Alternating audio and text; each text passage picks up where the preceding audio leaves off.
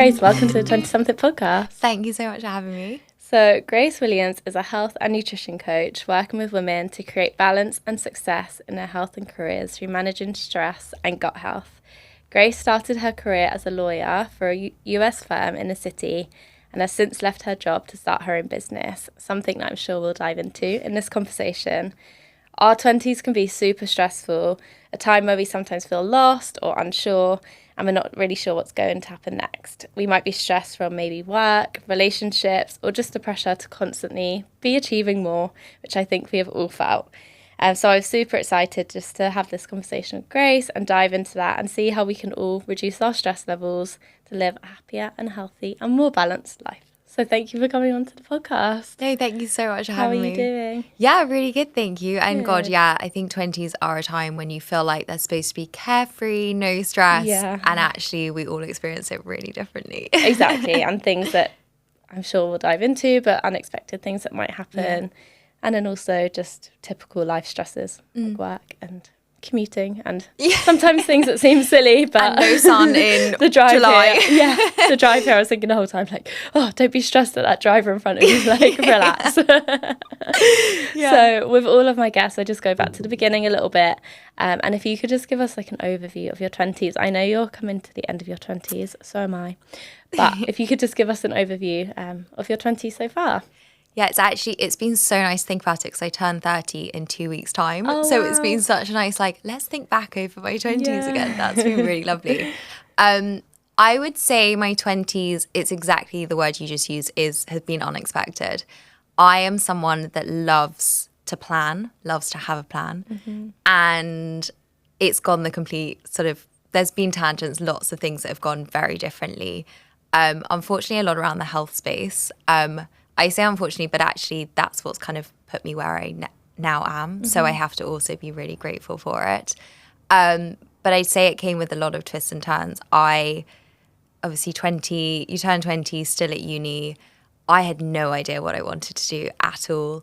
Ended up spending some time in the States and then kind of got on this law train. But I think when you go down that kind of career, you think that's like your life mapped out.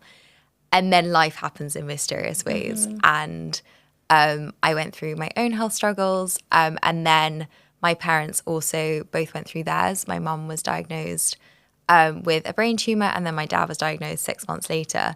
And I was 24 at the time. So to say that life suddenly took on a completely different trajectory would probably be a bit of an understatement. But yeah, I think unexpected is like the word I would definitely use to sum up 20s, having been someone that was very, I know what like the next 5 years is going to look like for me. But they get you to where you currently are. So sometimes it works out for the best. Yeah, wow. I mean, to go through that and to still say like you can be grateful for it happening to leave you where you are, I think is amazing to say. So like you've got such a grace about you just to be able to like articulate that and say like you're still grateful for what's happened despite losing your mum, which I'm so sorry to hear, and your dad going through cancer as well. And I think it's amazing that you can still like learn from that and take something like a positive from it. So that's really beautiful. Thank you. I think it's when you go through those big sort of things that are so out of your control, you want to find an element of like, okay, what can you do to help? What can you do to make yourself feel better? And I think and God, I must caveat with this, like I didn't have that view when it first all happened. Yeah, like this has been, my mum passed away 2 years ago and it takes time. So like if anyone's going through something difficult, don't think that this is the mentality I had the whole way through. Mm-hmm. It's almost that like realization afterwards of like, wow, this is where it's got me and this is my perspective and this is what I've learned through it. And maybe another word I would use is like disconnected for my 20s, because I think a lot of it, I was so disconnected from like what I actually enjoyed, what I actually liked doing. And almost my mum getting sick, and so she was diagnosed, it was 2019, just the year before COVID. And so then when COVID hit, obviously we're all living at home. Mm-hmm. And I became a full-time carer whilst also being a full-time lawyer. And I think the sort of shift that gives you of like, wow, I just was on a treadmill and had no idea I was really on a treadmill. And COVID, I think, gave everyone some perspective of like the pause. But yeah, going through that and like the disconnect between what did I actually enjoy, what did I actually like at the start of my 20s versus now just about to turn 30, I've never felt more in like my own voice and like own space that, God, when I turned 20, like did not happen. Like I enjoyed uni, but I think a lot of it was very forced of like doing what everyone else loved. And I think you then get through your 20s, you learn so much and you can kind of get to a point where you're like, what do I enjoy now? Like, what do I want to do?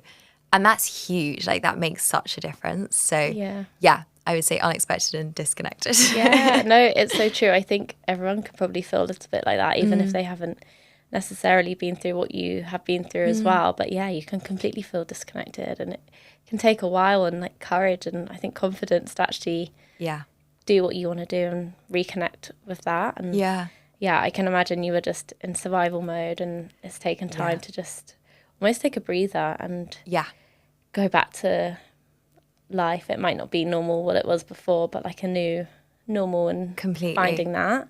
So I think that's really beautiful as well. Like the way you just said that, I'm like, wow. I feel like I'm learning a lot already. But from that, so talk us through then. You said you were working full-time as a lawyer and full-time caring for your mum as well. How then did you kind of transition into doing what you do now? Yeah, so my mum, when she was diagnosed, she was given 6 months, which obviously is no time at all. But she ended up living for 3 years, which was incredible. But the nature of a brain tumour is that the physical and mental side that comes with it is very debilitating. So after, I think it was about 9 months in, and my dad had already been diagnosed at this point, my mum was kind of solely reliant on us all helping. But she didn't want carers, external carers. So my dad was in and out of hospital, so it very much fell on me and my brothers. One was at uni. I'm the only girl. I think, not to generalise, but it ends up you're the daughter, and it kind of, it became, I think the first thing my aunt said to me when my mum was diagnosed was like, have no regrets when it comes to mummy. And it was like, yeah, okay, no regrets. And so I really put everything into making sure she was as well looked after as I could. We did ultimately get external carers as well. But what it really did in terms of like making the transition was, law is so consuming and it's an amazing industry, but it is so full on in the sense that you are, especially pre-COVID when it was every day in the office, you're in the office, you go first thing on Monday morning, and you know that week there are going to be nights that you're not leaving until 2 a.m., 3 a.m. Wow. Yes, there are sleeping, thankfully I never used a sleeping pod, but like that's the culture that it breeds. And you're in this bubble, and then suddenly life hits you and you're like, how can you marry these two things together? And I think I did for a while, and it was 5 years of like muddling the two together. And you get through that. And then when my mum passed away, I knew I needed something. My time had been split between the caring and the law. And so when she passed away, I was like, I need something to fill that caring void, because I can't make law the sole focus that I think about, because that's not healthy for me, for anyone. So I was like, I need to kind of fill this void. And at 21, I'd been diagnosed with MS. So that had really like pushed me into like the world of health and wellness, because it's one of those diagnoses that at the time, they only treated you if you were like wheelchair bound, very severe case. I thankfully have recovered from each sort of relapse. So they weren't offering me treatment. And so you're like, okay, I've been diagnosed with something and you're telling me there isn't really anything I can do. So you want to, as I think said about sort of finding that control, what can you do? And that really pushed me into sort of the nutrition health space. So the interest had really started when I was 21, but kind of pushed the side of like, oh no, I'm not going to do anything with it. And then my mum getting sick, it kind of all came up again. So I was like, right, she's having the chemo, radiotherapy, traditional treatments. What can I do for her from like what I know and my research? And at that point, I didn't have any qualifications or anything. But it was really just going like deep into like, okay, let's try with different foods. What can what can I help her with? And food did become genuine medicine for her in the sense that meal times were what she looked forward to the most.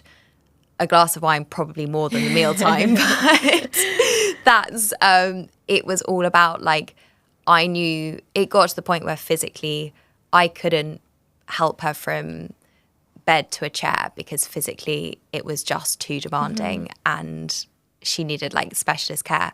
But what I could do was cook and really help her in that way. And I know that like even when I was sort of backwards and forwards from London, I'd cook for the week. So she had meals throughout the week.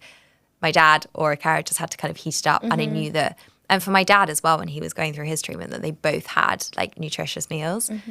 And so when she passed away, it was like, wow, I've built up this sort of wealth of knowledge of what can really make you feel so different from like very small changes. I now want to just learn more and more. So to fill that sort of caring void came in the retraining and went back to school, went to the College of Naturopathic Medicine, which was incredible, and did it alongside law. To really never thought I'd actually kind of create a business out of it. It was like, we just need that like brain taking over something different. But I think when you start loving something a lot more than the other thing, you get the bug. And I think it must have been a year and a half that I stayed in law after my mum passed away. And then it got to, I've burnt out a few times. I was heading towards burnout again because how much I thought I was balancing both. Very much law was like taking over while also trying to do other things. So it was my aunt at the time who kind of sat me down and was like, I think it was 2 a.m. on a Friday evening. And I was still at my laptop and she just was like, what are you doing? I was like, I'm reviewing documents. She was like, no. Bigger question. What are we doing here? And I was like, I don't really know. And we spoke about it for about an hour. And the next day I told my dad that I was going to quit my job. And I went in on the Monday and the kind of process started from there. And it was a real, I think because I managed to make this, I'm someone that overthinks everything and like, as I said, loves a plan. Decisions can take a long time. The fact that this took no time, I think was such a sign that it was like, it was just the right move to make. And I don't think if I'd made it any earlier, I would have felt the same because I always would have had in the back of my head, I didn't really like try law after my mum passed away. It'd been 3 years of not being a normal lawyer because of balancing the two.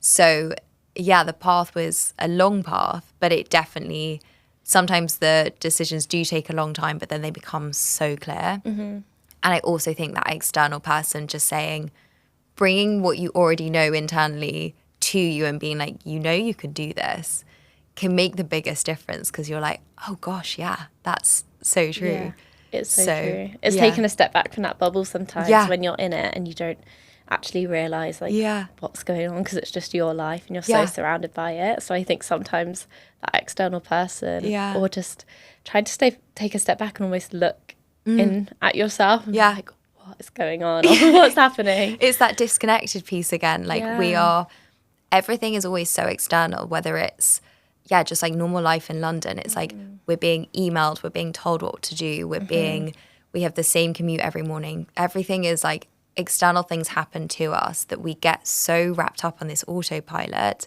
And I still do now, of suddenly like you realise that you've not actually thought about anything really all day.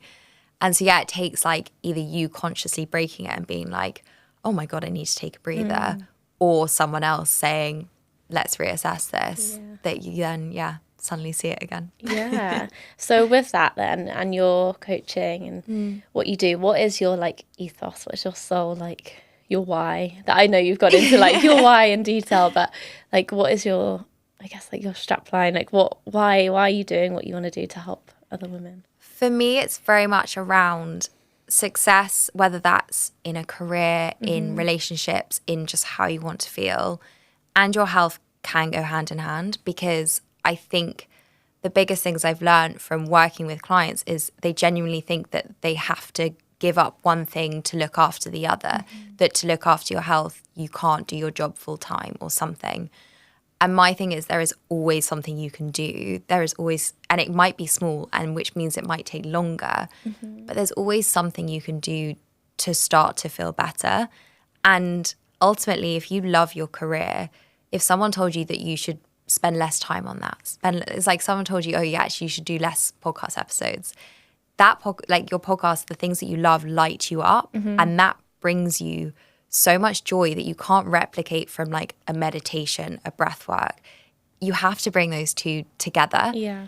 And I think it's a real, especially from what like the time in law, it's like one or the other. I have to be in the office until 2 a.m. Therefore, I'm going to deal with feeling bloated, exhausted, really uncomfortable, painful periods, like whatever it is, because I'm in this lifestyle. And it's like, no, there's like ways to manage There's another this. way, yeah. And you can balance both, but just knowing how to do it is like the start, and then actually implementing it. So it's really bringing the two worlds together in a way of like, I've seen what not having your health does, both to myself and to my mum. And I've also seen what like the only focusing on law and like whatever your career is, and bringing those two together of like, you need your health and you also need a successful career or relationship, as I said, whatever success is, how you define it, and bringing those together. That was a very long-winded No, I answer. really like that, because I think sometimes you're right. Sometimes if you think, oh, I want to, I don't know, say you sign up to do a challenge or a new job, sometimes you can feel like, right, I've got to stop everything else now and I've just got to focus on this. Yeah. But actually that's not real life. Like you can't just stop everything else, whether that's the relationship, the career, whatever. Like you have to kind of have like this will, I guess. I'm like picturing a will in my head of like, you've got to have all of those little things together. Yeah. You can't just stop and give up. So I really like that you look of, I guess, how you can like add stuff to somebody's life rather than just saying stop the job or stop that, stop the relationship. Like it's the things that, the small changes that you can make. And because we're so, I think the rhetoric is always sort of, what can you restrict? Like, what can you, like, you shouldn't be doing this anymore. You shouldn't have this. Cut The this shoulds out, and cut that shouldn'ts out, are so, like, it's overwhelming. And there will always be times when you do have to cut something out or make changes in that way. But so often we need more of something rather than less.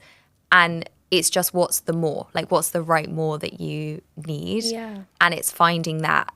And that's very personal. And that's why I think it can always take time to find it. But it's been so sort of, I've loved sort of working through people with that. And I think the realizations that you can then have of like, wow, how much more can I do sort of in my day with my like thoughts, mindset. And mindset is a huge piece that I think comes into this of, when you want to achieve something, you have that motivation. Can you do it in a way that stops the crazy stress that also comes with life? And kind of enjoy the process of it. I guess you're that external person, almost like your aunt was to you. You're kind of that person to other people, because you can probably then take a look into their life and see it from like an outsider's perspective and see what they've never thought of it like that. Really? I'm just thinking that now as I'm saying it, because I'm not sure how like your sessions work, but I can imagine somebody comes to you and like gives you an overview of their life or their job or what's going on, and then you have that look into it and kind of see what could change. That's I've actually never, but that is exactly what it is. And when it came to, I knew that like losing my mum was like the hardest thing it was ever, and hopefully will ever have to go through. Like it still can hurt every single day. Of course, But I genuinely, like, you have this sort of feeling of, because this happened after the experiences, like, I'm now doing something that, like, she's guiding me through. My mum had this energy that before she got sick, anyone that met my mum would always be like, God, like, she's amazing. She just had this, like, she lit up every room she walked into. And even someone coming over once to the house would kind of remember and be like, oh, your mum is so lovely, whatever it was. And when she got sick, because physically she changed so much, she was someone that dressed amazingly, always looked $1 million. And that got taken away from her extremely quickly. And it was possibly one of the most heartbreaking things to watch, because we know how much like she loved to look her best and feel her best. And that was completely taken away. And so when carers started coming in, the carers were saying similar things, and we'd all be like, I mean, no offense, but we'd be like, but mummy's so different. Like, how do they still, she's hardly talking, but she just gave off this sort of aura of like a magnetism that like drew people to her. And that is something, I know you said kind of what's my why. I want to bring that magnetism into everything I do, like every day now, because I know that was like my mum's superpower. Yeah. And being able to harness that and bring it into as much as I do is really important. And the thing is, everyone has that within them. And it's like trying to tap into your own magnetism and that's not just through, I think that can sound quite woo-woo. And it's like, oh, is that just like mindset work? It's like, no, that comes down to what you eat, how you treat yourself. Like, it is so holistic. It's a 360 thing. But yeah, for me, that's now the work I do, because that's putting my mum into practice every day and bringing in that magnetism. Yeah. So she's like the guiding force that pushes me through. And then, works through with clients. Yeah, I can see that in you. I hope you don't mind me saying that, like, what we only met like half an hour ago, and I feel like there's this energy, and I feel like we've known each other now for ages, and we're just having a lovely chat. So I can really see that in you. That's definitely like shining through from her. I can like feel that you've just got this like, I don't know, just this like energy and radiance about you, and I can see how you would make your clients feel very comfortable and like work amazingly with them, because I can see that you just want to help people and bring that out in them. So I think that's really lovely. That genuinely means so much. Yeah, thank you so much. And with that as well, I know when we spoke a little bit offline, you said that something along the lines of like, you know, that everything that you have experienced in your life, as difficult as it was, you don't think you would be where you are today. So in terms of that and your experience of your work, plus all of the health things you went through with your parents and yourself, like, why kind of the corporate industry are you focusing on? How do you think that your experience helps that? I think it goes back to that sort of the one or the other feeling of, I know from lots of people I've shared offices with that they genuinely think they have to put up with how they're feeling because they've chosen that job. And I definitely was in that headspace of like, oh, I'm supposed to be exhausted. I'm supposed to be really stressed. I'm supposed to be really bloated. Like, these are all things we always laugh of, like, you'd ask someone a question like, just simple, how are you? And the answer was always, oh, I'm just so busy. And you'd kind of look at it and you'd be like, are we going to find out anything else? Or is it literally just how busy you are? And it's really, I think, being able to bring this sort of holistic side of health that is, I am like, the bulk of my work is on the nutrition side, but you can't really touch your nutrition before you've looked at like what your beliefs around how you look at your lifestyle are. And that's why it's kind of the 360 thing. But I think corporates, people are becoming more aware of it. And I definitely, it's been 6 months now since being in law and now being in the kind of health space, I think I can get very wrapped up of like, oh, everyone knows this stuff. Everyone knows how to look after themselves. And then I do corporate workshops and I go back into law firms and I'm like, oh my gosh, no, it's such a different world. And not to say it's backward, but I think it's just people haven't quite married the two together. They know it on their outside life. They don't know it on their work life. And it's so for me, it's like, that's been my experience. It was 6 years there. And so being able to bring that into now sort of what I now know and learn and do with clients, like marrying the two has been really important because it's like your bread and butter. You really understand it. And my biggest thing is always, I remember when we first started as trainees in law, we had a talk on stress management and we all walked out that talk like, okay, well, we're screwed because how are we supposed to do anything she's just said? And it was so unattainable because you just couldn't translate it to the trainee lifestyle that we were living. And we just kind of gave up. We were like, oh, okay, ignore all of that. And my thing is like, okay, here's the reality of your life. What can we do to really bring in those stress management tools or whatever it is? And you only know that if you've lived the experience, because otherwise you can say something very easily of like, oh yeah, you need to stop eating lunch at your desk. Obviously that's the ideal. But that's not the everyday reality. Like there will always be days that you're at your desk or 3 meals a day at your desk or whatever it is. So yeah, bringing in I've lived it into this. So I think that's why I focus a lot on the corporate side of things. Yeah, and I guess it makes you more like relatable as well because I guess we all don't really like being told what to do or if you're doing something wrong. And Yeah. I guess if someone's completely external and they're saying to you like, oh, don't eat your lunch at your desk, you're like, yeah, but you don't know how busy my day is. You want to be like, come spend a day here. Yeah, exactly. Let's switch roles for 24 hours. Exactly. But if you have been in that position, it makes you more relatable to be able to like drive that change just a little bit. Just small steps. Yeah.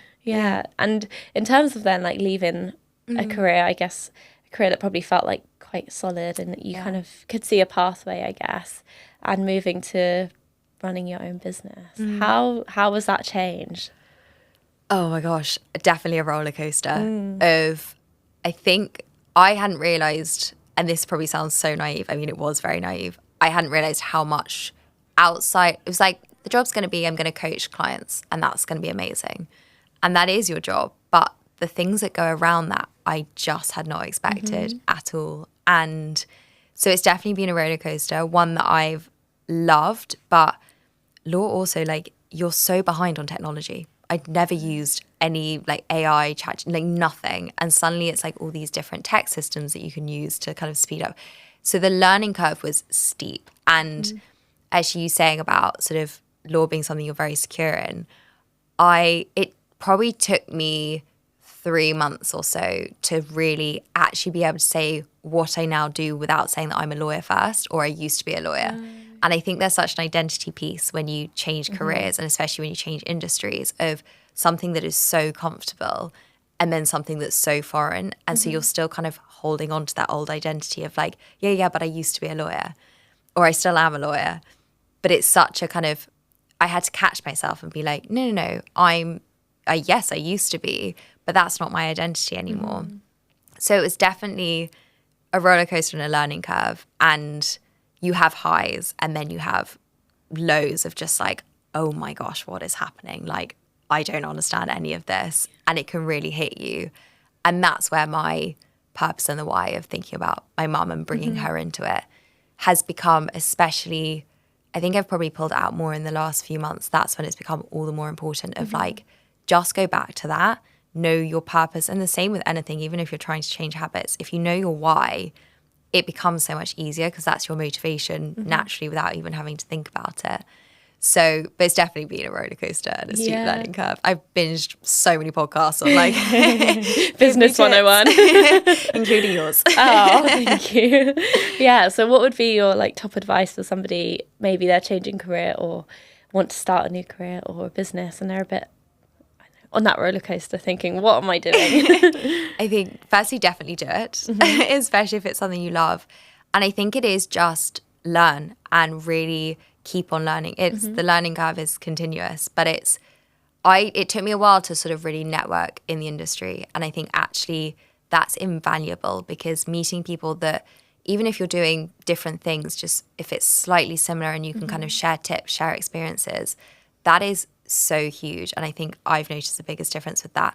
Networking in law was like sort of a word everyone dreaded. It was like, please don't make us go to one of those networking events. And then suddenly going to amazing events that were kind of full of women in their sort of late 20s, early 30s, all with the most diverse range of careers, doing incredible things. You get this such a boost of inspiration and you learn so much as well. And I think, almost seeking out those opportunities, especially if you come from the corporate world, networking can be very different to those traditional industry big events where you're supposed to talk to someone for 20 minutes and get stuck in a conversation. They can be so inspirational. So I'd say find good events that you really want to go to. They're also probably going to be a lot more glammed than any corporate networking events that you've been to before. I've definitely was like, wow, these are a lot nicer. But it's, finding those people that you can just ask questions, I think, and keep on learning. I'm definitely still learning and still going with it all. But it's the exciting part of it. Some days it won't feel exciting. And it's accepting those days as well of like, today's going to be a hard day, but I've got my to-do list. I know what I want to achieve and kind of focusing on the small tasks at hand. And then other days your inspiration's kind of running wild and that's the roller coaster. Yeah, no, I love that. Like not every day is going to be the same, but keep going. And you must find that with the podcast, like starting a podcast. Yeah, exactly. It's such a learning curve. It is a learning curve, like reaching out to people, asking them to come on. knowing, like, doing my research, what questions to ask, how to even host it and speak to people that I've never met before. That's a huge thing for me. Like, honestly, it is, like, meeting you outside for the first time, like, that's massive for me. So, and I'm becoming more comfortable and just learning that each time. So, it is always a learning curve. Well, I definitely, as you said, I feel like we know each other for so long. So, like, I wouldn't have even known that was, like, something that you found scary. But it is such a, like, sometimes just fake it till you make it feels like such a horrid saying, because it's like you're not faking anything, but it is just you do have to sometimes. Yeah, but you know you have it inside you. You know you can do it. And it's actually just going, I'm going to do that now, and not hesitating. Exactly. I think that's if you know you can do it deep down, then you can do it. Yeah. Wow, I love that. Well, I wanted to segue a little bit, because I know that a big part of the work that you do is around stress and stress management. We touched on it at the beginning. I just wanted to do like a little segue into that, because I think it could be so valuable for people listening, especially in this world, and for people in their 20s or even if they're older, younger. I think it could help us all. So I just wanted to start by diving into, like, what is stress and what can be, like, the trigger signs for somebody who is stressed. Stress, I think, is such an interesting one, because it's a word we all use really casually. We just use it to describe how we're feeling. We're really busy, we're stressed, but we never really think what that actually means. And stress, there's actually two components to stress. It's not just this feeling. You have the external stressor. So say it's getting an email at 4 p.m. asking for something by 6 p.m. That email is that kind of external stressor. And then you have your body's, and I'm going to really emphasize the word normal, reaction to it, because ultimately the body puts you into a sort of a fight or flight state, but that is supposed to happen because that's our survival mechanism. What's causing it is kind of depends on whether it should sort of like how up the scale it should be. But there are these two components, and why that distinction I really like to pull out is it's not the external event itself that's causing any harm. It's how you react and respond to it that is causing the harm potentially inside your body. And I think why that's powerful is that it means there's always something you can do to really help. When you think that, oh, it's the external thing causing my stress, it takes away that power, and you think, okay, I need to get rid of that. But quitting your job, moving to Bali, going on holiday for 6 months, stress is still going to find you. It's just going to be in a different way. So it's really thinking of like stress as a signal as opposed to the status quo, and like, okay, what's in my control that I can do in terms of how I react and respond to it to feel better. And once you have that, it's like, okay, how do I address this? What can I do? And it gives you some power back over something that people fear burnout for very good reasons. But we blame it on those external things when actually it's the internal. And it's also not just about work stress. Like those are like our daily stresses. They come up every day, the commutes, the tubes, all of those kind of things. But we then there's physical, personal, and environmental stresses. So things like your diet, like that can be a source of stress on your body. Not getting enough sleep, exercise, like are you doing too little? But then you can also be doing too much. It's like a Goldilocks effect, isn't it? Yeah. Like which way are you swinging? And then it's things like in your environment, I really struggle to work if something's really, really messy. And so if you're constantly, it's such a funny thing, isn't it? But like I have to clean before I can like actually sit down and work. And that is a really small source of stress, but like it is there. Things like toxins and things in our skincare, in our environment generally. And then like negative self-talk. If you are constantly batting yourself down and berating yourself, like our brains can't tell the difference between reality and it's just a thought in your head. And all these things, like the physical, the personal, and the environmental, there are a lot of those that we can actually change and reduce when we can't change the daily ones. So kind of looking at it as like, okay, I really like with clients, it's like, okay, where do you think your stress is coming from? And then we delve into the others.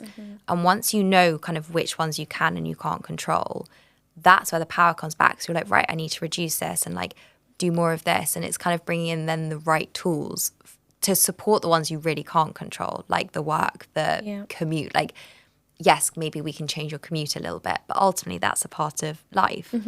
But I think then when it comes to the symptoms and sort of how it shows up in people, again, it's really personal.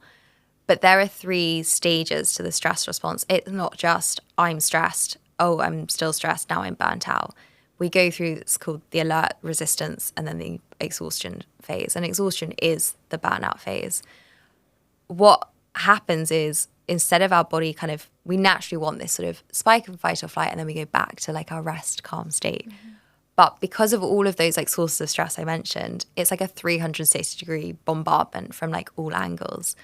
And it's kind of like, oh my gosh, how do I deal with this? So your body starts to adapt to these like higher levels of stress, which I say that to some people and they're like, great, my body's adapting, like perfect. It's what we deal with want. it. Yeah. It's like, yeah, that is good. But it means we're adapting to like a negative state of our body being in. So like your blood pressure stays high, you're still pumping out cortisol, your digestion is still completely switched off, which means your gut health is going to be suffering.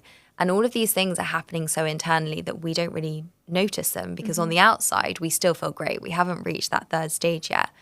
But it's starting to notice the kind of sneakier physical signs that my sort of favorite ones are like, how often can you go for a walk without listening to music or a podcast or listening to a voice note on double speed? Like we are surrounded by distractions 24/7. And if we never actually switch off, like it's our brain. And it's more if you can't switch off, because it's that feeling of like always needing to grab your headphones. And it can be really uncomfortable for sure to like actually walk without any noise. But if you're finding yourself in that situation, it's because your brain is like, it just wants that constant like feed of noise of something, because it's on this high alert kind of feeling. So it needs that constant like stream of something. Other things, it's like, has your motivation dropped? How's your sleep? Obviously the diet plays into it, but it's, you're doing the same things, but you're noticing that you've gained weight and you can't understand why. Just feeling really puffy and sluggish and bloated. Like these are all things that, as I said, especially in corporate, people have accepted as so normal. But actually, they're very powerful signs to tune into and go, okay, this is what I'm currently feeling. And that's not to then, again, berate yourself and be like, oh God, I'm stressed, give up. It's like, right, I need the tools now to really stop me getting to that third stage where you're trundling along and you're actually feeling fine, and then you hit that wall. And like as I said, I've hit burnout a few times, and when you hit that wall, it's like, oh God, why did I not take action sooner? Because suddenly everything you're wanting to achieve, and the reason why you're hitting it is because you're doing a million things at the same time, all those things you were working hard towards literally have to take a backseat, and you have no choice in the matter.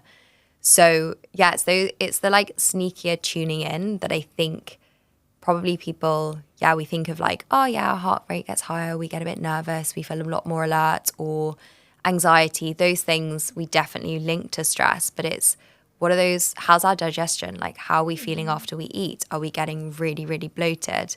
Those things can actually, yes, there can be other reasons too, but especially in my clients, that a lot of the time comes down to stress.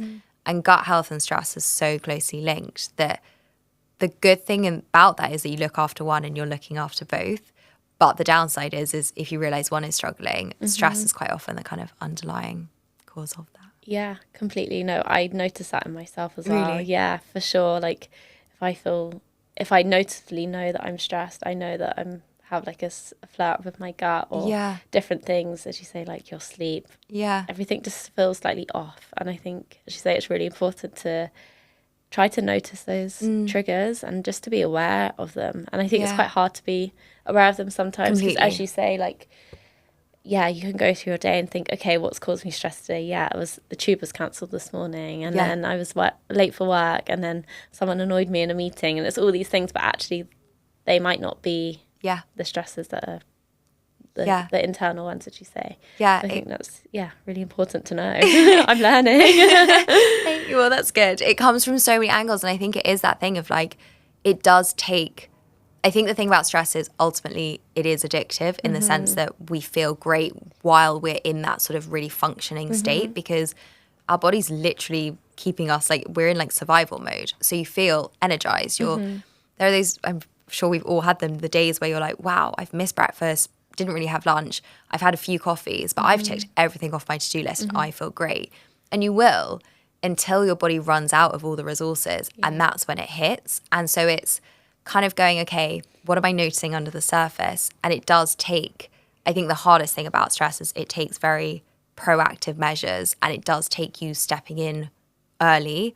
So that is always a hard thing of like, if these are things you're experiencing, do the audit yourself of like, okay, where do I think the sources are coming up from? / what, like, how am I actually feeling each day? What am I experiencing? Was this the same 2 months ago when actually I was a bit quieter?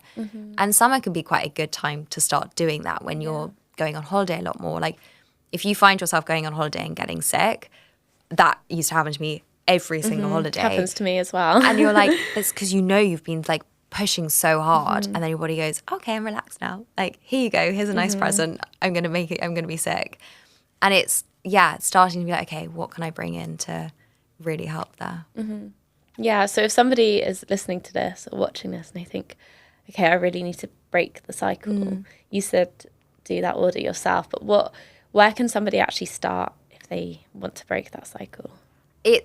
I like to think of it as kind of a 3-pronged approach, very much from a nutrition angle, reframing your relationship with stress, so how you really think about stress, and then having your stress toolbox. So what are the sort of lifestyle things that you bring in?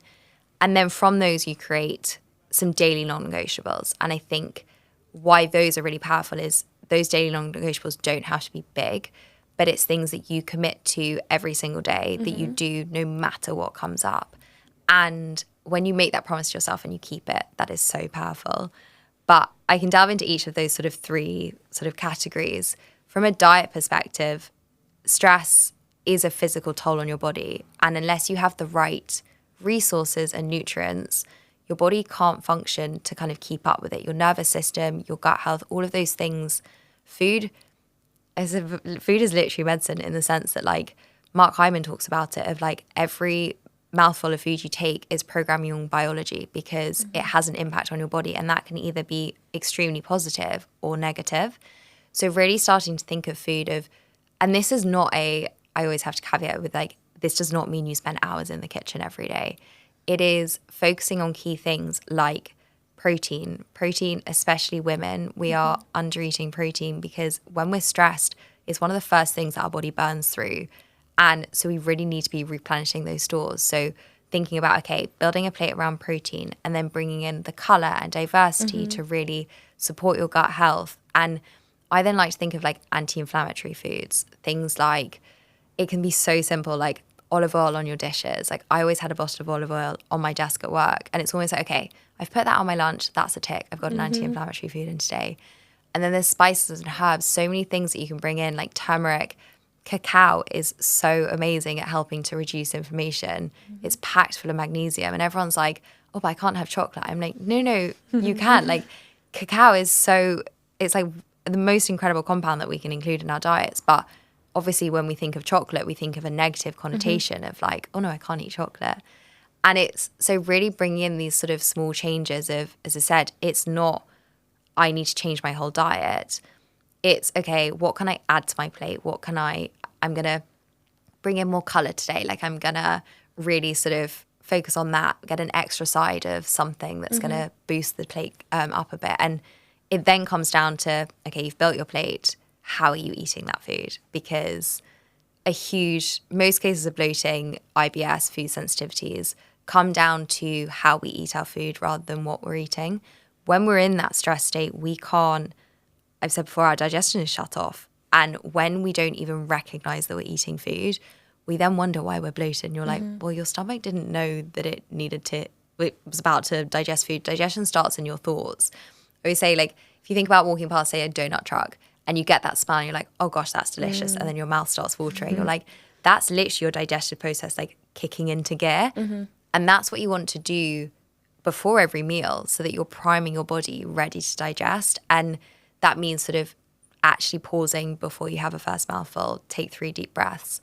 I then like to marry in the sort of color thing of, okay, count the colors on your plate, because that makes you actually look at your plate of food. The number of times I can get to the end of a meal and be like, what did I actually really eat? Because you've just not even looked at it. Yeah. You've just sort of wolfed it down. So really then looking at, counting the colors on your plate, and then it becomes that personal challenge of like, oh, I know I had 4 yesterday. Can I have 5 today? Or that kind of thing. And then actually chewing your food, because that is going to make the biggest difference. There's a really good saying of, your stomach doesn't have teeth, and there's a reason for it, because we're supposed to chew our food. So it's those sort of small hacks that are translatable to whether you're on holiday, whether you're in the office, that actually can then make such a difference from the nutrition kind of perspective of bringing in those really beneficial foods that are going to support your gut, support your nervous system. Bringing in supplements are great, but I always take a food first approach of what can we do in your diet, and it is like it can be introducing cacao into your diet and you could start feeling benefits. It's amping up your meals rather than taking things away. And then reframing your relationship with stress. As I said, we use the word so casually. And I have I had a very negative mindset about stress. I was like, if I started to feel stress, I felt like I was frozen. I was going to not be able to achieve anything. I'd really catastrophize the situation. I always think of the example of if I was sent research to do and I was like, right, okay, I'm absolutely screwed. I'm not going to get this done in 2 hours. And I start thinking, oh, well, actually, I should have done more background reading so that I could have been more prepared for this situation, which was literally telling myself that I should have known that this specific legal question was going to come up and I was going to have to answer before they'd sent me the email, which is an impossible task I was setting on myself. But if you can change that, okay, you know that your body is, say, going through a stressful period. Can you view that and create this sort of challenge mentality? There's been some amazing studies of comparing individuals who have different perceptions of it. There are some people that genuinely see stress as a positive. They're like, I'm now going to achieve my goals. This is going to make me think really clearly. Versus people that have mindset of like, I can't do this and this is a real threat to my work, whatever it is. But that challenge mentality, they've shown that actually it has then a more positive impact in your body. So the way that your stress response manifests, you get more oxygen pumped to your brain versus your blood vessels constricting. So you do start thinking more clearly because you're getting more oxygen to your brain, blood's pumping faster, and that is all helping you rather than hindering you from reaching that goal. And that sounds like, oh God, how am I going to do that? But it's sometimes just telling yourself, I've got this. And say you're going into a presentation, you've got butterflies and you're like, oh God, I'm going to forget everything I need to say. It's sometimes reframing it of like, okay, I feel like this, but that's going to make me think quicker when someone asks me a question, or that's going to make me remember my lines. Like, I know I can't remember them right now, but once I'm on that stage, this is all going to kick into gear and it's there for a purpose. It's kind of recognizing that we can't get rid of stress. That's a nigh on impossible task. And it's also a necessary part of our body. It's just how do we look at that and not think of it as being such a scary thing? I think we often do. No, I think it's so true. I think my mum always used to say to me, like, nerves are a good thing, like before exams or anything like that. Yeah, because you need that little bit of like a push. Yeah, a push or that like adrenaline just to like push you through, because you know that you know it if you've studied and you've worked hard for it, for that presentation, whatever it is. Yeah. You know that it's there and it's, you just need that little bit of, I like that reframing to know that it's really, like a challenge. Yeah, taking it as like, okay, I know I'm feeling like this. Yeah. Let's turn this into a positive. And then that's when you bring in the toolbox of like, okay, you've got the stress level. Now how do we reduce it? Because fine, you can have the challenge mentality, but let's not stay in it for 24/7 because you're still going to eventually get to a point that you're not going to want to be at. And the thing with the tools are they're so personal to you. Like for me, I have a dog. So walking the dog outside, whether it's a park, through, like there's particular walks that I know bring me so much comfort. And that is like how I switch off. For someone else, it could be actually being around people and seeing their friends. For other people, it is meditation, it's breath work. But really finding the things that instantly make you feel calm are really important, and bringing those into your day as much as possible. And some days that will be 2 minutes, 5 minutes. Other days it might be that you can go for a walk for an hour and get that same benefit. You've said about horse riding. Like the days that you can do that, that's amazing. You know you can't bring it into your everyday, but you can still bring in that, okay, that's being outside. I need that outside craving, 5 minutes, I've got that. And it's really bringing those things in of like, okay, I know this makes me feel calm, making that a part of your daily non-negotiable. So yeah, it's like, these are the things that work for me, and it's finding those, trial and error, see if it's an experiment, like what actually, and I think sometimes taking a step back and going, what does make me feel calm can be, we rarely do it. And when you actually start to think about it, you're like, oh wow, like that does make a big difference. Try have a walk without headphones in, see what you notice. You probably will see things you could do the same walk and you'd be like, wow, I've never noticed that before, because normally you're so tuned out. So yeah, that stress toolbox, whether it's breath work, I love, not in the sense of like sitting and listening to a guided breath work, but just actually just taking 3 deep breaths, because it's such a quick way to sort of just reset yourself. And then, yeah, natural light. I think getting outside is really important. Even if you're in the office, just go walk around the block for 5 minutes. No, it's so true. The fresh air, it can be raining, but you're going to feel better. And movement, bringing all those things in, thinking of, rather than exercise, think of movement. Some days it will be literally the only thing you can do is 10 minutes of Pilates in your pajamas when you get out of bed in the morning. Other days you'll be able to go to a class. And I think with all of this, like, don't add to your stress by thinking you have to do all of these things every single day. Know the ones that are attainable, whatever the day is, and change the timing. So like, 2 minutes one day, 10 minutes another day. Having that bit of fluidity, I think, is really important, whilst knowing what your core, say it's 3, 5, whatever you want to bring in, what your core ones are that you want to focus on. I love that. That's amazing. Well, just before we finish up, I have a final question that I ask all of my guests. So if you could go back to the beginning of your 20s, what would be the one piece of advice that you would give yourself? The first thing that comes to my head is buckle up, but that's not any good advice at all. I think it is very much, you cannot pour from an empty cup. I think we so often put a lot of other things ahead of ourselves. But if I could tell myself, firstly, you will get through it. That would be my main one. You can get through it, but also put yourself first, because you have nothing without your health, and no one's going to want to be around you, and you actually can't support the people that you're wanting to support if you're not looking after yourself as well. I love that. Thank you so much. Well, we're at the end of time. I'm so sorry. But I will, no, don't apologise. That was amazing. But I will link your Instagram and your website in the bio of this episode to anyone that does want to find out more about you and the incredible work that you do. Thank you. And they can do. And thank you so much from me just for coming on and sharing your story as well, because I think it's so amazing to hear. And I think you're incredible to kind of go through what you have gone through and come out at the other end just shining and helping other people. So I feel really privileged to have sat and chat to you today. So thank you so much. Thank you so much for having me. It's been an absolute joy. Thank you. Thank you so much for listening to this podcast. Please continue to like, subscribe, share and follow us on socials. See you next week for another episode.